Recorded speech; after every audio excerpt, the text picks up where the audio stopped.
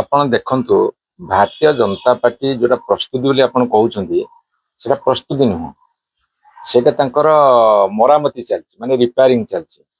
ବର୍ତ୍ତମାନ ସରକାରୀ ଦଳରେ ଭାରତୀୟ ଜନତା ପାର୍ଟି ମାତ୍ର 18 ମାସ ଭିତରେ ତାଙ୍କର MP MLଙ୍କ ସାଥିରେ ପଡୁନି, ତାଙ୍କର ଯୋଉ ଜିଲ୍ଲାରେ ମନ୍ତ୍ରୀ ଅଛନ୍ତି ଅନ୍ୟ MLଙ୍କ ସାଥିରେ ପଡୁନାହାନ୍ତି, ତାଙ୍କର ପ୍ରତି କନଷ୍ଟିଚ୍ୟୁଏନ୍ସିରେ ତାଙ୍କ ଲୋକମାନେ 2 ଭାଗ 3 ଭାଗ 4 ଭାଗରେ ବିଭକ୍ତ ହେଇଗଲେଣି।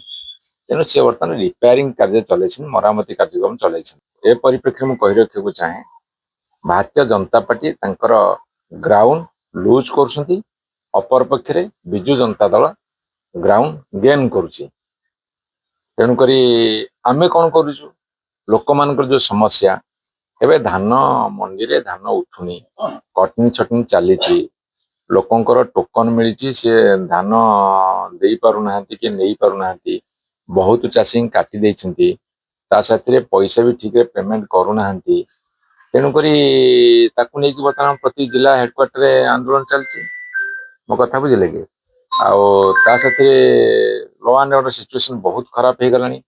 ପ୍ରତିଦିନ ଯୋଉଭଳି ଭାବରେ ବିଭତ୍ସ ହତ୍ୟାକାଣ୍ଡ ଠାରୁ ନାବାଳିକାଙ୍କୁ ଗଣଧର୍ଷଣ କରିବାଠୁ ଆରମ୍ଭ କରିକି ହତ୍ୟା କରିବା ପର୍ଯ୍ୟନ୍ତ ଯୋଉ କାହାଣୀ ସବୁ ଆସୁଛି, ତା ହୃଦୟ ବିଦାରକ, ଲୋକଙ୍କୁ ବିଚଳିତ କରିଦେଉଛି।